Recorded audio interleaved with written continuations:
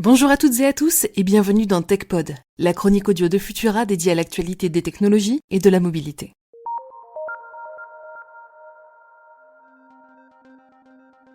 Bug bounty, pentests, hunter et vulnérabilité, voici le jargon d'un milieu très particulier dont vous n'avez peut-être jamais entendu parler, celui des hackers éthiques. Éthiques parce qu'ils ont choisi de rejoindre le côté vertueux du piratage en mettant leur talent au service de la cybersécurité.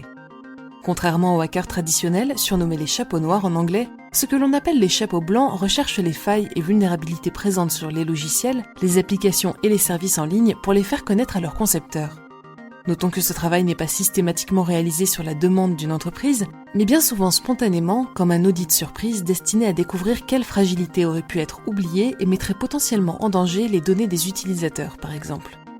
Avec un esprit aiguisé et une boîte à outils très complète, les hackers éthiques réalisent de nombreuses manipulations dont des pentests ou tests d'intrusion pour repérer les brèches. Si des failles dites critiques sont détectées au cours de leur analyse, ils livrent alors un rapport complet à la société afin qu'elle puisse corriger ces vulnérabilités et sont récompensés par une prime baptisée le Bug Bounty. Le montant de ce dernier est plus ou moins élevé selon la taille de l'entreprise ciblée et l'importance du service rendu. Google, par exemple, consacre chaque année plusieurs millions de dollars en primes à ses corsaires virtuels qui écument leurs solutions en quête de fragilité. Mais c'est également le cas de l'application Tous Anti-Covid qui est régulièrement passée au crible par les hackers.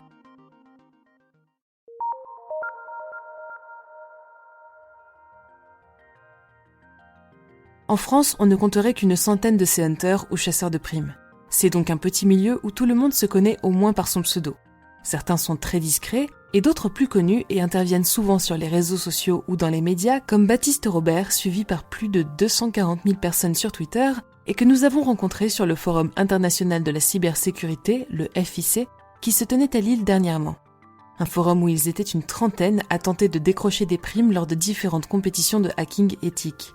On note d'ailleurs que la pratique a bien changé car si par le passé cibler une entreprise pour lui révéler ses failles de cybersécurité pouvait se solder par une poursuite en justice, aujourd'hui ces hackers bienveillants sont protégés par la loi.